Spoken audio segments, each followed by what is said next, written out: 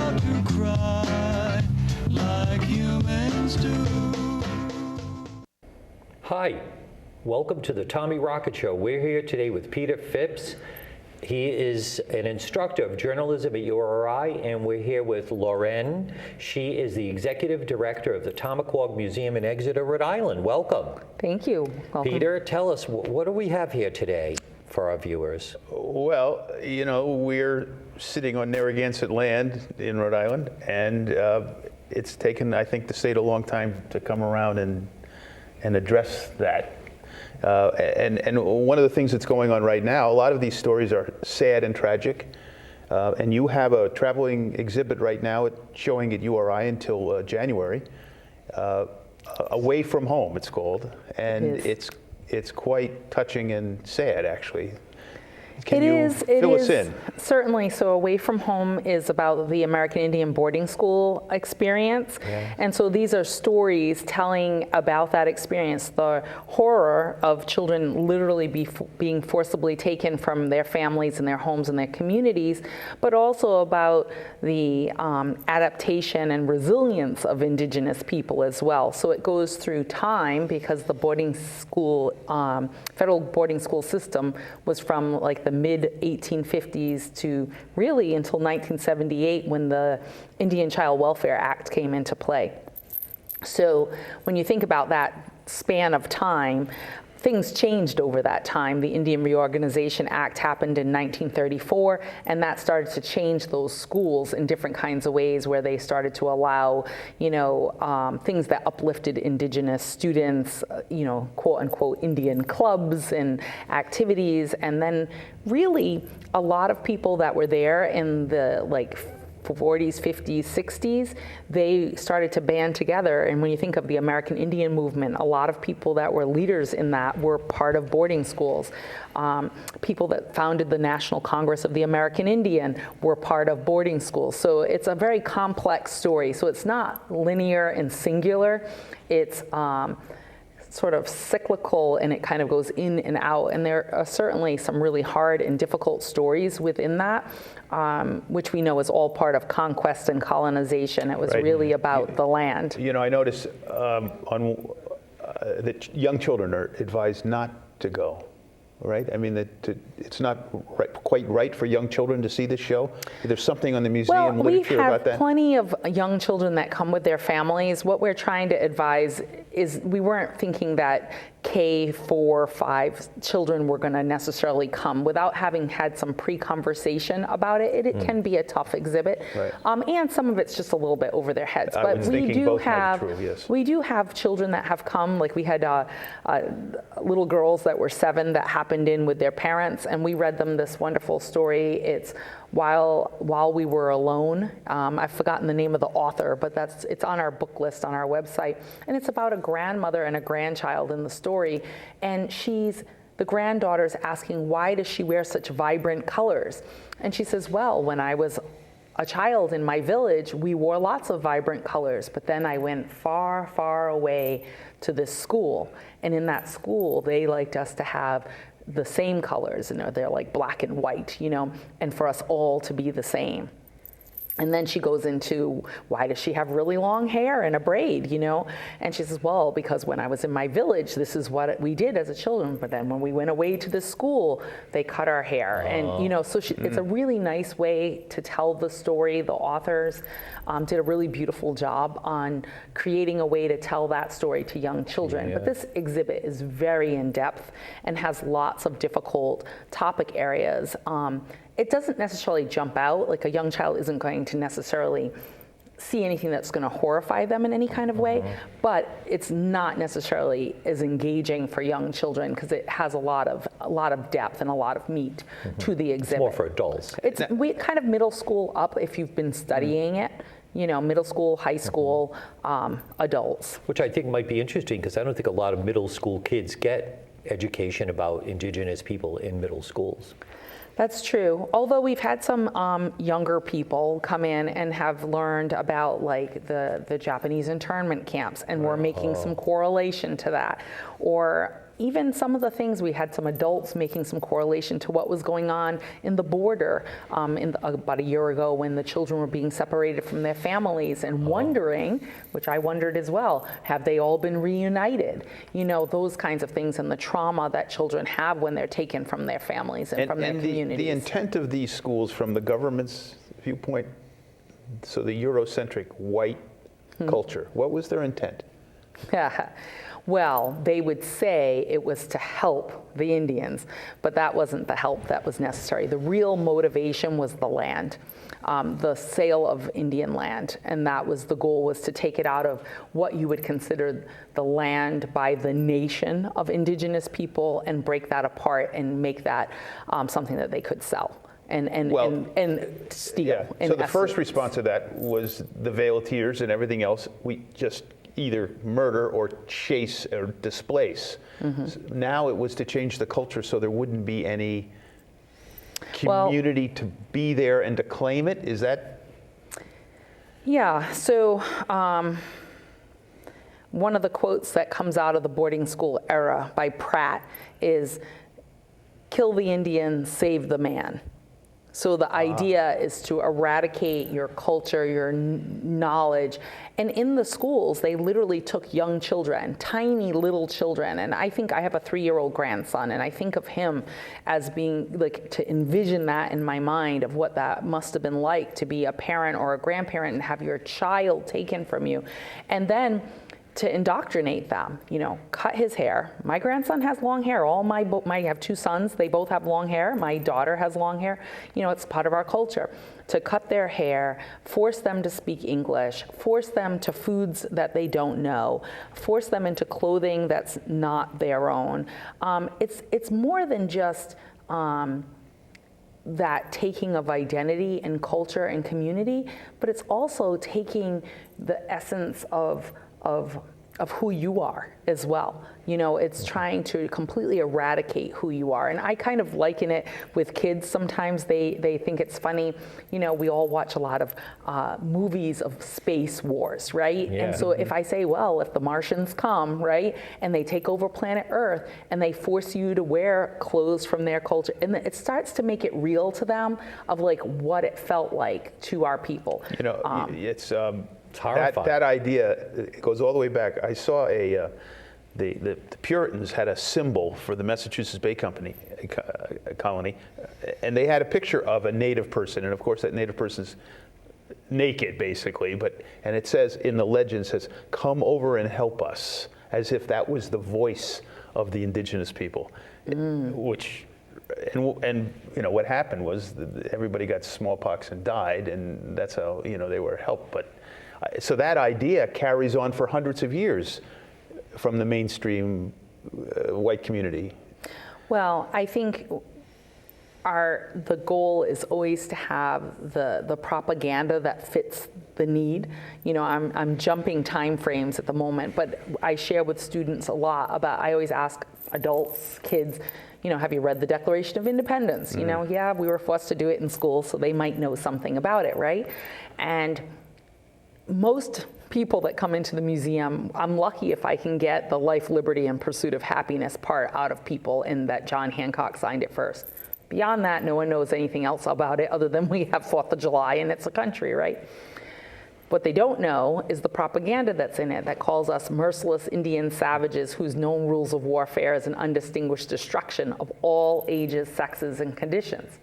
Now that's a whopping mouthful of propaganda that's in there. But yet, it also dehumanizes us, vilifies us. It also is, the goal is to go westward. One of their major goals is new appropriations of land. They made a country out of 13 colonies, but not satisfied. They're already looking westward. And in order to justify that, they had to dehumanize indigenous people. And on top of that, they didn't even acknowledge the fact that indigenous people and other communities of color, African descended people, helped them win the war. Without indigenous people and without African descended people, we might not be living in what is the United States of America today.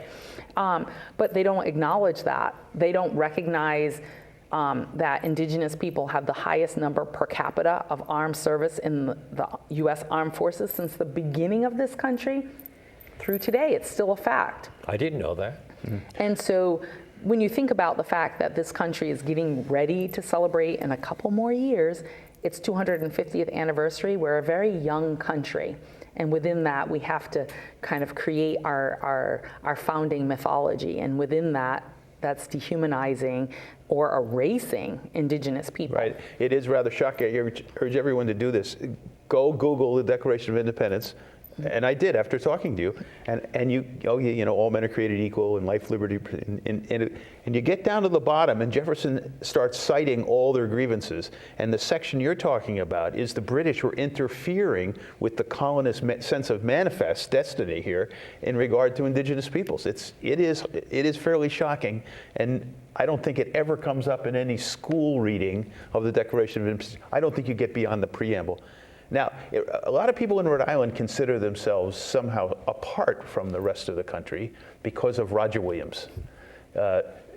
Roger Williams, the myth of Roger Williams, is who was this benevolent European who was chased out of Massachusetts by the Puritans and had this other view. But you have a more nuanced view of Roger Williams, I think it's fair to say. Well, and I don't think it's just us or me that have this nuanced view. I think scholars are starting to realize there's more depth to the story as well. Well, one thing that we did is we wrote a new edition of The Key into the Language of America by Roger Williams. There was a team of us, and it included Dawn Dove, Sandra Robinson, both from the Narragansett community, family members, myself, and two others, including Kathleen Bragdon, who's a professor of linguistics and anthropology from William and Mary. But we really focused in on a few things. One, we made it easier for people to read, because instead of it being in Old English like most of the other volumes are, we modernized the English. But the other thing that we did is we did all new footnotes that look at it from a Narragansett or indigenous perspective. And, you know, Roger Williams was an immigrant to a new land and didn't know the language, so he made mistakes in understanding our culture and our communities, but he was also biased by his religious upbringing. One minute he'll say something to the effect of that, you know, we have no crime and no spousal abuse and no, you know, like vices. He lists all the vices that are going on in England at the time, and we don't have those things. No starvation and you know, no poverty, all of those things. So it's an ideal world in some part of his conversation. And then the next, you know, a page later, he'll call us barbarians or heathens and things like that. And it's because he can't get past, when he's speaking to commenting on our spiritual and religious beliefs, he can't get past his own, whether he was fighting with other Puritans or not, his own religious upbringing and beliefs. And so he sometimes is very negative about indigenous people in that regard. However, it is a primary source document that's out there that people are using all the time, so we wanted to speak to it. We had often commented on what we thought he got wrong along the way in being connected to this book, and so we did that. We created a useful tool where someone who's a scholar can look at it in comparison to other volumes. Or a student. And if you're a student, or if you're a tribal member and you're just curious about what was going on in that time period based on Roger Williams' reflections.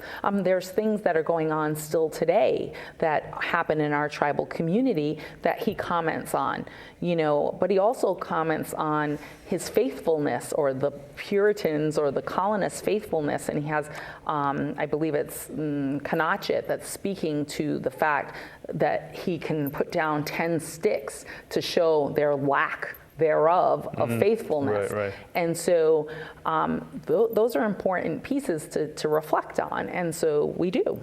Wow. Well, we're coming to the close of the first segment, so stay tuned, and we'll be back after these messages. Hi, I'm Mike Farrell. We hear a lot about youth violence today, what's causing it, how to stop it.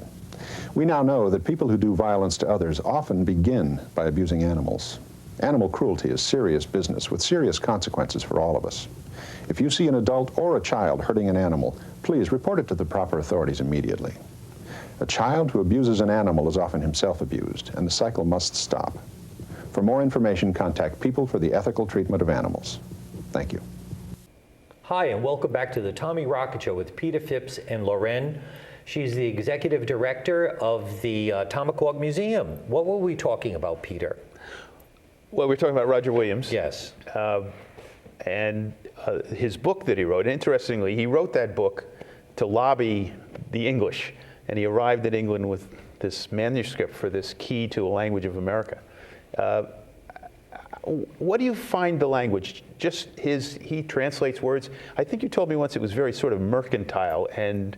Well, the focus was really so that he could get a colony, and in order to do that, he had to have trade happening. And so a lot of the focus is on trade and on his version of monetary exchange. And what he wants to know about our people is what he needs to know in order to communicate and build trade. So I think, people often elevate Roger Williams on a pedestal as the founding, quote unquote, father of the state of Rhode Island. However, without the Narragansett people, there would be no Rhode Island at all. Because he acknowledges, if you look back in his early documentation, he acknowledges that he's on sovereign lands. I mean, we use the word sovereign today in a different way that they did then, but he understands that he's like a tributary tribe, in essence, that he's on the Narragansett land, and he has to pay, if you will, the way historians say it, tribute to the Narragansett to be there. And he understands that clearly, but they manipulate that over time. So European documents, which is a totally foreign thing. We didn't have deeds. We did have clear boundaries of whose territory was whose, but we did not have deeds that documented it in the Eurocentric way, and we didn't sign things to make those agreements. And so there, in many people's opinions, including scholars, there was a lot of manipulation that was happening there, and later they become deeds to and imply the ownership of, which was not really the transaction that took place earlier. Right, and the deed, a fragment of which you can find, I guess, at the State House in their museum, is signed by, I know I pronounced his name wrong, it's not Canonicus, how do you pronounce the Sachems name? It's Canonicus? Yeah. Canonicus, and he has a sign, and then Manatanani has a sign, and it looks like, and it's a property description, and it looks like something that Roger Williams, trained as a lawyer, would be very familiar with. But from the Narragansett viewpoint, I'm sure they thought it was something else. They had probably a different understanding. The way that it's always been passed down through oral tradition, it was agreeing to allow them to utilize the land, not agreeing to give away the land, right? There's a difference between that. And it's kind of like, I think it might be Canachet, but I can't quite recall, but where they talk about, we didn't know you were going to put fences up and that we no longer could traverse the land and we couldn't hunt on it and we couldn't gather on it. And as Europeans came, when this becomes a colony, there actually becomes laws that say that you can't harvest, that we as Native people can't harvest bark. To someone in the 21st century, you're like, who cares? Why we don't need to harvest bark? But when you understand the culture, bark covers our homes. Bark makes our mode of transportation in the canoe or mashoon. Right. Bark gives you tools like cordage to make a myriad of things. It gives you, bark can be bark baskets. It can give you the things you need in your home. It can give you medicines. There's such a list of things that bark can give you. So when it becomes against the law to harvest bark, you're impeding our whole way of life. So it starts with an agreement. Roger Williams, escaping the Puritans, reaches out and is saved by the Wampanoags and the Narragansetts. It becomes the deed, in which he seems very respectful of the native rights. Within 40 years, King Charles's charter comes down, who declares Providence and the Rhode Island and the Providence plantations, in which the native peoples are sort of like an afterthought almost, right? And it doesn't stop there, right? And then we have the Declaration of Independence, and then all these other acts by the United States government, many affecting the Narragansetts directly. At one point, the Narragansetts were decertified by the Interior Department, or?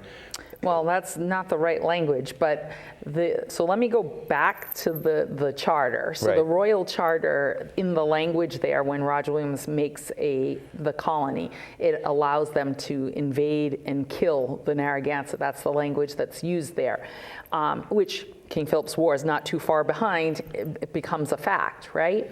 And when you skip down, we've got to skip from the 1600s We're moving all along. the way to the 1800s. It was the detribalization, but that was done by the state of Rhode Island. So in the 1880s to 1882, there's the detribalization rolls. And then, but remember I talked about conquest at the beginning. It's always about the land and the resources. When you detribalize someone, on paper, it says we don't exist because the law now says you don't exist, but the people still exist. They're there. But that means that you can, quote unquote, sell the land because there's no people to have the land by the paperwork, right? If you don't exist, you don't need land. And it's always about the land. It's always about the land. It's always about the resources. It's about the greed for those things. It's about the power that they can evoke to get those things. It's about the entitled feeling that they have the right to do those things. It's the goal of promoting fear and hate, back to the Declaration of Independence and that kind of propaganda. It's about censuring the people, silencing them, making them erased and invisible, and then forcible assimilation. And that wraps us right back around to boarding schools Right. and other kinds of atrocities in that realm. And so it's a chain of oppression, I suppose you could say, that goes all the way back to 1636 and continues into the 21st century. And there's a really good podcast called Mosaic by the Public's Radio, and episode 3 is about Roger Williams and his influence in the Pequot War, where he was using his relationships to manipulate. And so even though he was being cast out of one colony, he was making agreements because it benefited him and his colony in order to make agreements with Massachusetts Bay and Plymouth Bay, and kind of be a go-between and manipulate those circumstances. So let's Listen stop for it yourself. and talk about, is that King Philip's War we're talking about? It's No, we're talking about the Pequot War. When did the Pequot War happen? Oh, now you're asking me for dates. Sometimes But they're right on the tip of my tongue. before? It's before, yeah. I Yeah. want to say in the 1630s, but I could be completely wrong. Right, 'cause okay, that was some dates I know right off the 16 top. something. But so- 1630s, I think. 38, maybe. And King Philip's War was 1675. right after the Charles Charter came along Mm-hmm. and said, this is Rhode Island and the Providence Plantations. What was the role of the Narragansetts and King Charles in the King Philip's War? Well, first we were neutral. The Narragansett and the Niantic were being neutral. It wasn't until they invaded and raided the swamp, the village at the swamp, at King Great Swamp, that we were sucked into the war. And that's that massacre for which there's a memorial today. Correct. Yeah. The numbers vary on what historians document. I always say the victor's always going to document low versus high. How many deaths and murders? How many people were massacred during that time, but the average number was somewhere around 500 people. And when you think about that, when you look at colonial massacres, that's a very big number. Our people today, the Narragansett tribe, which I'm an enrolled citizen of, they do a memorial every September for remembering those that were lost then, looking at the past, the present, and the future of our people. And it actually happened on December 19th, if my memory serves, that the massacre happened. And, it's a very difficult thing to think about because there was a lot of, the intent was to eradicate us if they could. And the brutality was intense. And the brutality was intense. And war was different. Like when colonists came, the war was different than warfare here. I'm not trying to, paint a Disney picture like we never had a war here before Europeans came. But war was with the warriors, not you go in and massacre the whole village and burn it to the ground. That was not. So that's war for conquest. other wars were war for territory and ensuring your stability of your communities and your nation.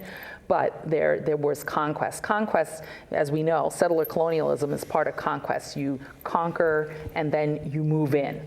And this is what happened right, here. and move the other people out. And move the other people out. And the one, I think, anyone who wants to make too much of a hero of Roger Williams, I think they need to account for his role at the end of that war.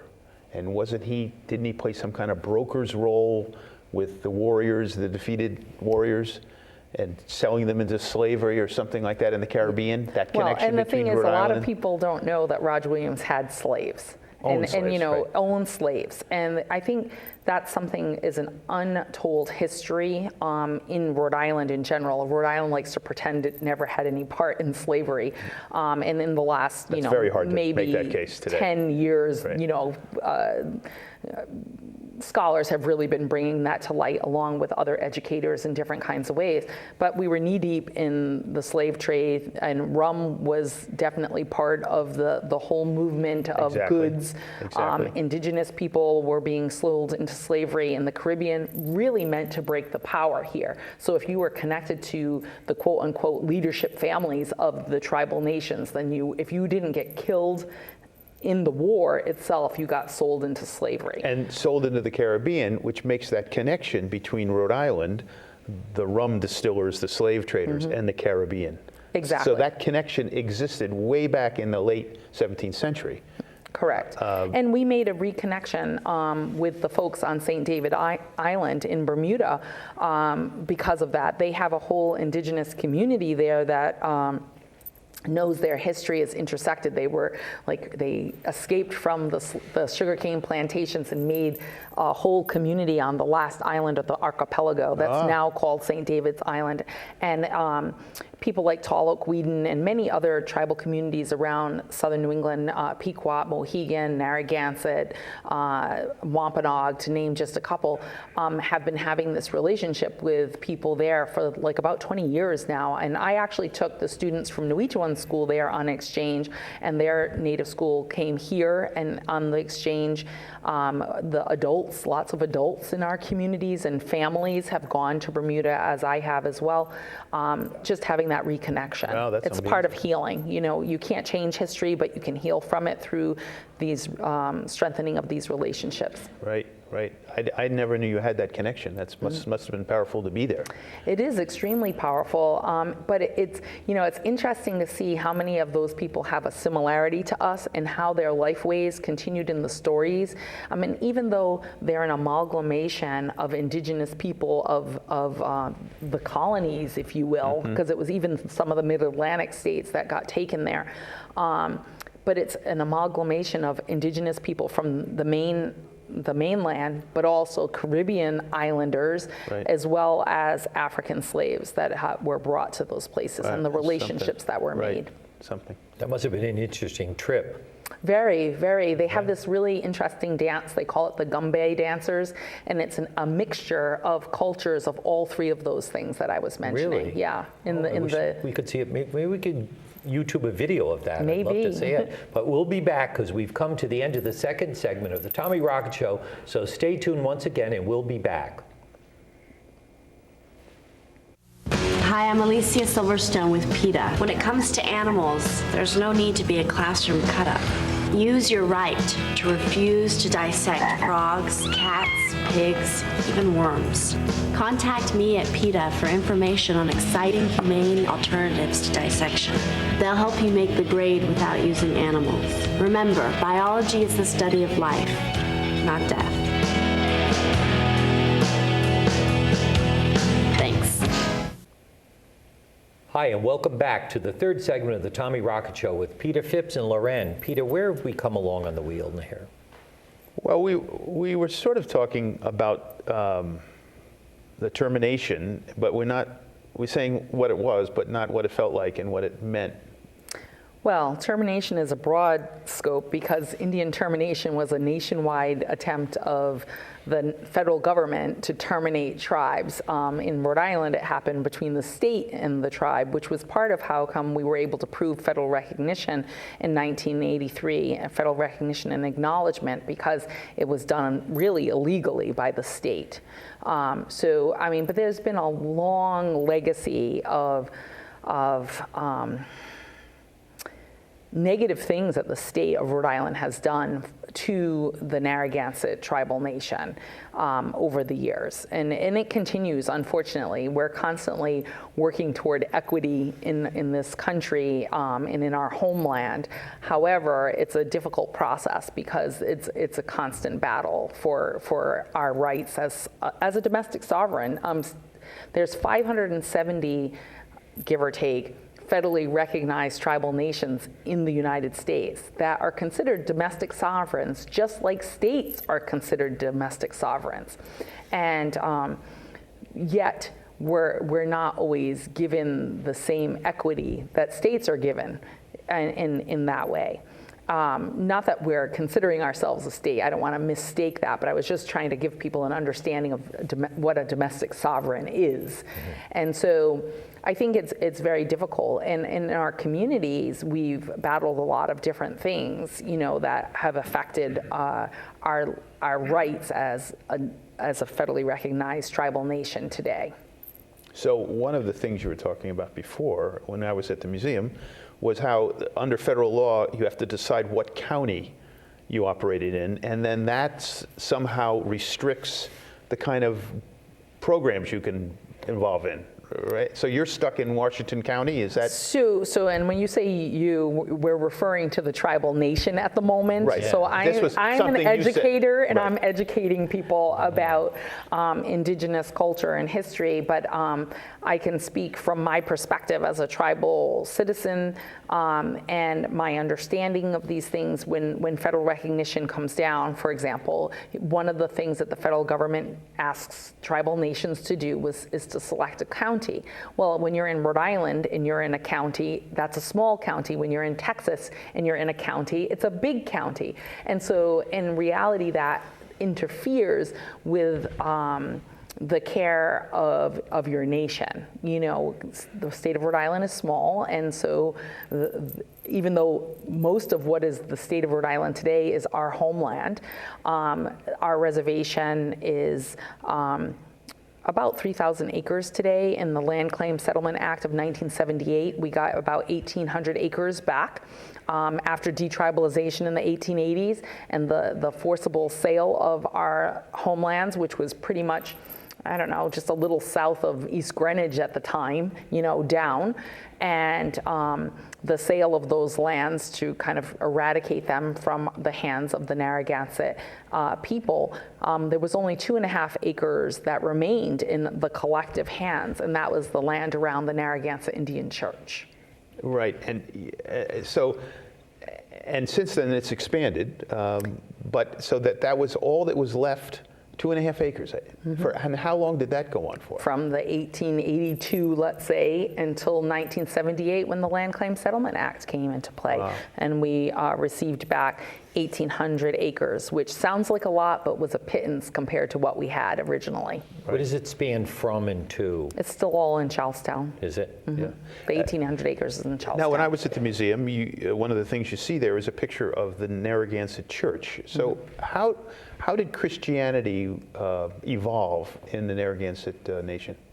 Yeah, so that's a complicated story, but of course, as Europeans are coming here, they're enforcing transformation of indigenous people to Christian beliefs, or they're trying, as you can see when you read in Rog Williams' Key into the Language, they're proselytizing to indigenous people.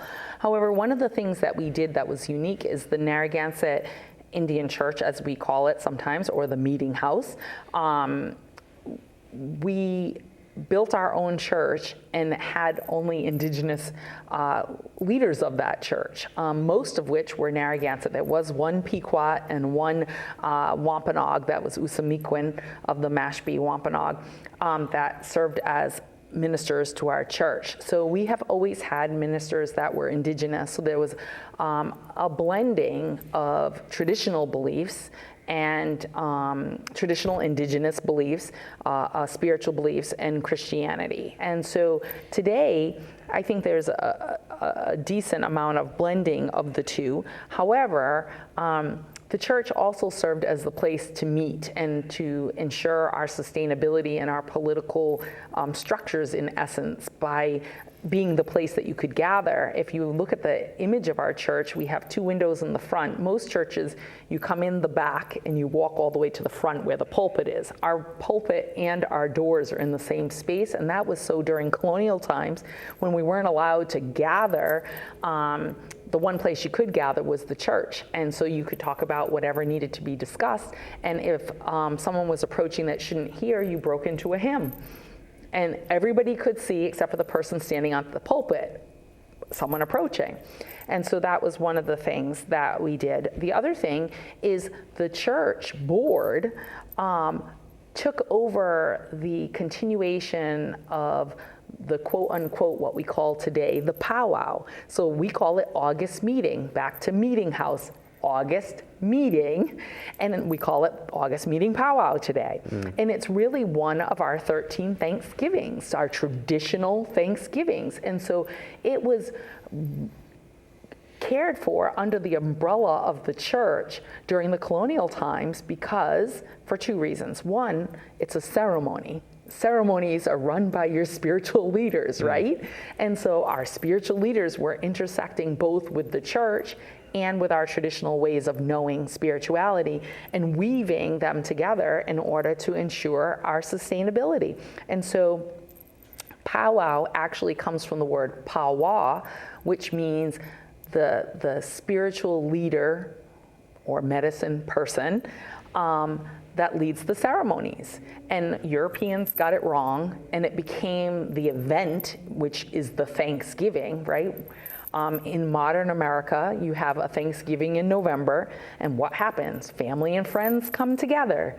You give thanks. That's the ceremony. Some people do a lot at that ceremony, and some people say thank you and move on, right? And then you have a feast, and then you have festivities. Well, a powwow is those same things. It's our communities coming together. You're having a ceremony led by the powwow and sometimes the chief sachem and other leaders leading the ceremony, and then you have a feast. Now, at a public powwow, you have to buy your feast, but if you're at one of our traditional Thanksgivings within our own community, it's a feast like any other feast. And then you have festivities. The festivities can be games, they can be music and dance, it can be just sitting around chit-chatting just like everybody else, right? Festivities. That is a powwow. We have 13 Thanksgivings in our year. Some of my favorites are Maple Sugar Thanksgiving, Strawberry Thanksgiving, which my aunt wrote the book, Strawberry Thanksgiving, it's a children's book, which we hope to reprint soon. The Green Corn, which is the Narragansett August meeting powwow, is the Green Corn Thanksgiving, the Cranberry Thanksgiving, and probably my next favorite is probably the Nakomo, which is the giveaway. But how did it come, this powwow that all the people in the greater culture sort of know about, and there's regular white European-based Rhode Islanders go to powwow sometimes, right? Right. How did that evolve? Over time, there became a time, remember detribalization happens in the 1880s, right? And you can go on a national level and talk about Indian termination, the Indian Reorganization Act of 1934. We're trying to be visible in a time period where America is trying to write us right out of the history books, where they're saying we don't exist anymore, we're all gone, we're forgotten, that kind of language that's happening. And so people are trying to push that forward. So things that were just for our own community at one one time. Now we're making them open to the public to come so that you can learn a little bit about the culture. So you're not erased. So that you're not We're still erased, here. so that we're still here, we're still visible. And, you know, powwow and pageants and parades were a way that that was happening, particularly, I would say, like the 30s, the 40s, the 50s, maybe even through the 80s. That was a very popular way. My grandparents were part of like the bicentennial parades along with Princess Redwing and many other tribal leaders in our community. And that was a way to be visible, right? I think museums like Tomaquag Museum take it a step farther, and we go, we don't just want to be visible anymore. We want you to understand our history. And not only do we want you to understand the history, we want you to understand that there is no Rhode Island history without Narragansett, Niantic, and other indigenous peoples' history. And we want you to know there is no U.S. history without indigenous peoples' history. It's all interwoven.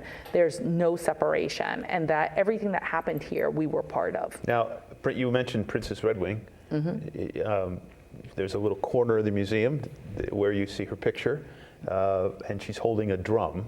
But she found it in the museum, and what other things did she do? Well, Redwing was a remarkable woman. She was born in 1896, and if you think about that, that's about 15 years after detribalization, in right? Rhode Island, the Rhode Island law. Yeah. And she went to a Quaker boarding school, so part of that was that indoctrination and assimilative practices. The good part of that is she was very well educated and was a prolific writer and wrote many things and was the editor of the Narragansett Dawn. But she also was able to maintain her cultural knowledge, and she continued that forward and shared that not only within our own communities as a female sachem, as a tribal leader for the Narragansett people, for being a culture bearer and being part of all of those elders of that generation that were pushing forward the Great Swamp Memorial ceremonies and all the different Thanksgivings throughout the year. She was very important in that way, but she also was very important in educating the general public about Native history and culture through the Tomaquag Museum, through her speaking engagements, not just locally, but nationally and internationally. She served under the Undersecretary of the United Nations in the early days of the United Nations. She was a delegate to the United Nations, so she was speaking and advocating for indigenous rights on a nationwide level. So she was of your grandparents' generation? Oh, no, she was older than my grandparents. My grandparents were little, but my grandparents were born in 1916 and 1918. So they would have met her and knew her. Oh, yeah. I mean, they knew each other well, but she was like the next generation above, like my grandparents' parents' age, you know. Right. So, look, we're about to come to a break, but when we come back, we're going to talk about Princess Redwing and that mural. Sure. And on the river, on the Providence River. Yeah, it's really great. So stay tuned for the final segment of the Tommy Rocket Show, and we'll be back.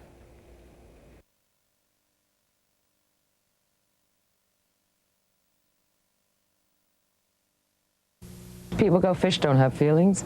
I'll go, have you ever seen a fish gasping for breath when you take it out of the water? They're saying, thanks a lot for killing me. It feels great, you know? No, it hurts.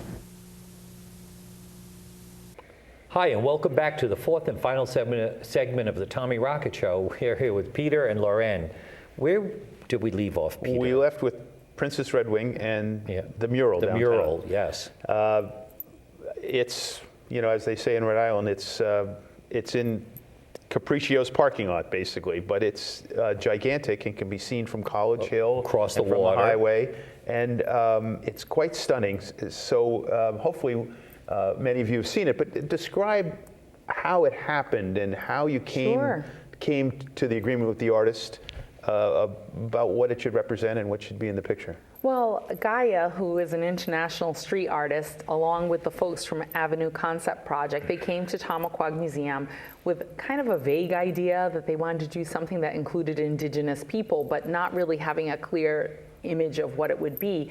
And as we were discussing it, Gaia was like, well, wouldn't it be great if we had a millennial someone young that was part of it, a young adult that was an artist that could be part of it. Well, Lindsay, who is one of our educators, is an artist herself, not a mural artist, but a portrait artist. And Gaia was going to be doing this portraiture, so it would be on a huge level, right? Wouldn't it be great if some young artist would be able to know about that? So that's how it kind of got decided that Lindsay, as a millennial, as an educator, and as an artist, would be the one that would be depicted in the mural. Wow. So she's depicted in the mural as a 20-something Narragansett woman. She's beautiful. She is beautiful. And, she's got, if you look carefully, she's got her family symbol on her ears, and she's holding the photograph, if you will, of Princess Redwing. And part of the reason for that was thinking about all those generations between the millennial and Princess Redwing. You're talking quite a lot of generations. Yeah. Redwing's generation, my grandparents' generation, my parents' generation, Multiple. my generation, to her generation. You're easily talking 5 generations there. And the idea is we're still here. And so the flora and fauna around it, right. which I wanted to is trademark talk about that. Right. Gaia in making these really large flora and fauna that are disproportionate to almost to the people that are there. But it's about the ecosystem that's here. But if you look really carefully, there's what you might know of as a lady slipper, Makassini Pashao. That represents me because that's my traditional name. There's the sunflower that represents Paula Jennings. There's the crow. There's the red-winged blackbird. Which is red-winged. Which is red-wing. Yeah. So there's symbolism. And there's a deer dancing off onto the background. And guess who that is? I don't know. Ellison Tarzan Brown. His traditional name is Deerfoot. We might tease and call him Tarzan, which was a nickname he got as a kid, but his name is really Ellison Myers Brown. And if you don't know who he is, right. Please tell us. He's a Narragansett who won the Boston Marathon not once, but twice, and was an Olympian. Right. And the famous story you've all heard of Heartbreak Hill is because of him. Because he beat Johnny Kelly. Johnny Kelly was hill. coming through the hills of Newton, and Tarzan Brown just took off and won the race and broke Johnny Kelly's heart, I suppose is what that means. Broke Johnny Kelly's heart, exactly. And it's a lot of people don't know that. I mean, in about maybe 5 years ago, the Providence Journal wrote Heartbreak Kid on the paper, yes. Because Ellison was a phenomenal athlete, but he also did something that people don't really know and give him credit for. We talk about that 100 years of invisibility from yes. detribalization to federal recognition. Right. And when he's winning those races, they're in the 30s and 40s, right?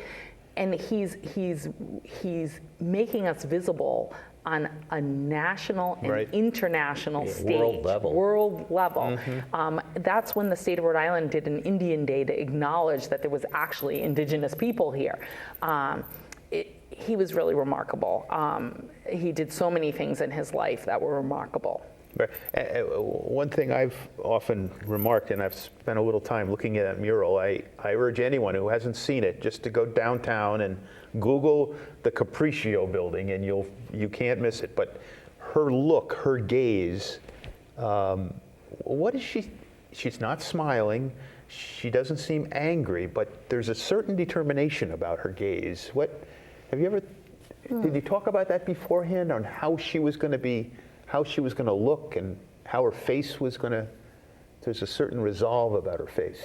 Well, yeah. I don't know if there was a real conversation about that per se, but I think there's a resolve for indigenous people for equity in this world. This is our homeland. The name of that is We Are Still Here. And the idea is, despite this growth of this urban sprawl that is now known as Providence, this is our homeland.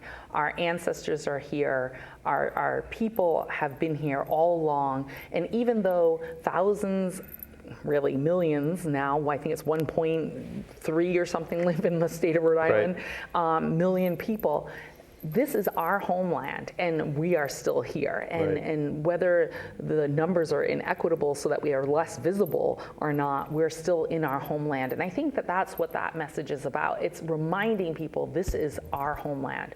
And the importance of, and when it goes beyond just Providence and Narragansett, but for indigenous people of this continent, this is our homeland. We're in our own homeland. Right. And it's to really push back on that and make people think about that. But it's also reminding us about our relationship with the environment, and that, you know, we're all living through climate change as we speak.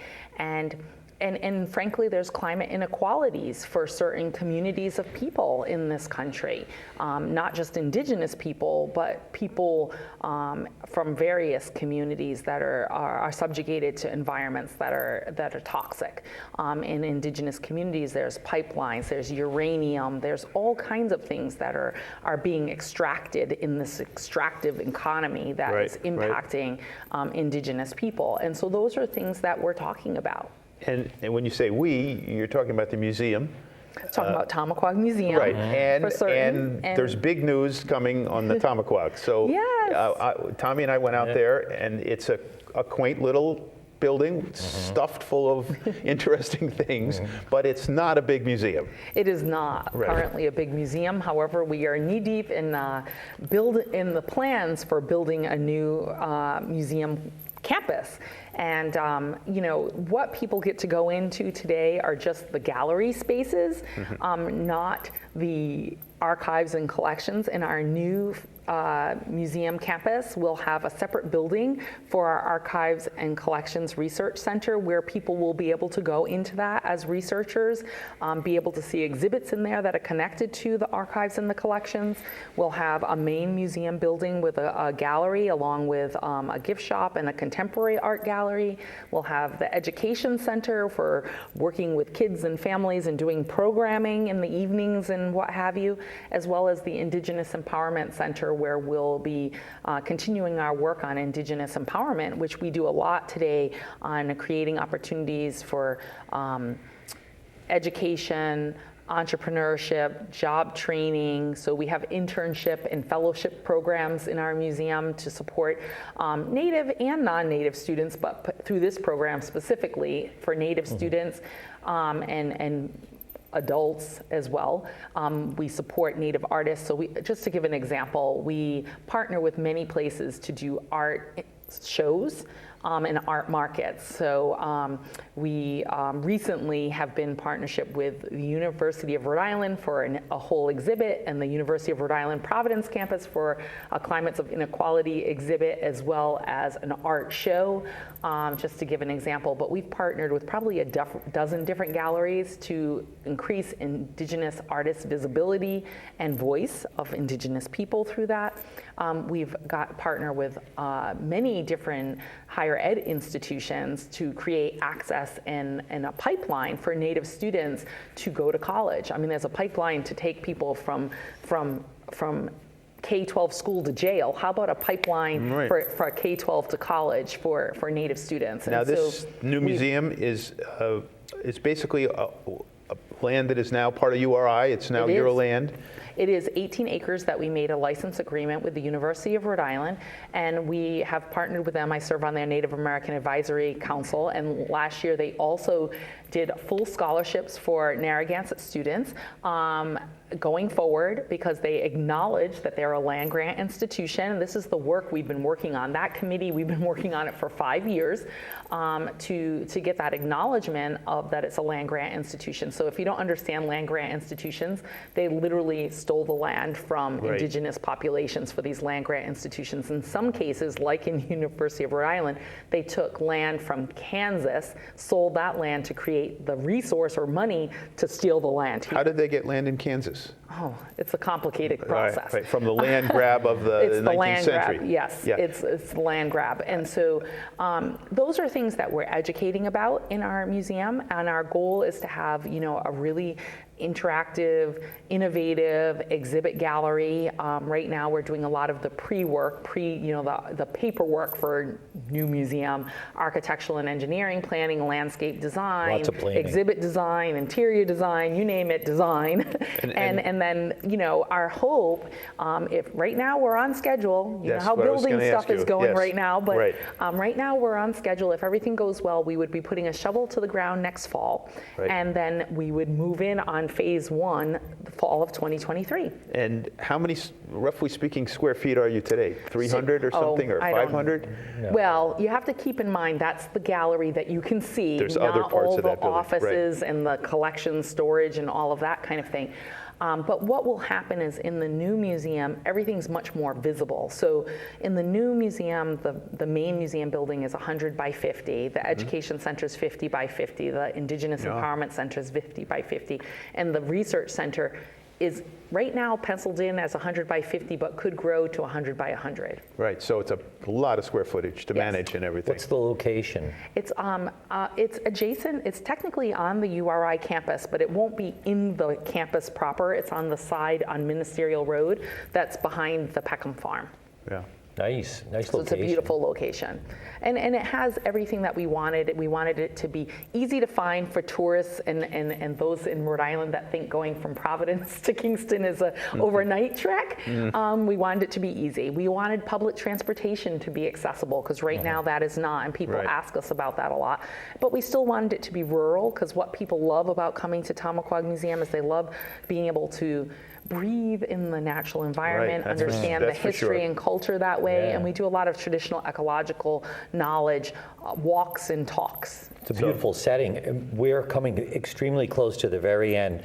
So what should we be discussing? Well, I That's our last. think we ended on a good spot. We're talking Yes. about the near future and the exciting news. And we've of given the new state of museum. Rhode Island a lot of information about Indigenous people that they did not know. Right. Yes, and they can find out more at Yes. tomaquagmuseum.org. It's a very good website. It's Oh. very good. And we have a ton of resources for teachers, for families. We've got Children's Hour on our YouTube blog, blog posts and our YouTube page, videos. There's lots of resources. So if you were interested, you can check us out on all our social media and on our website. Great. Oh, thank you so much. I can't thank you enough for coming on the Tommy Rocket Show and sharing.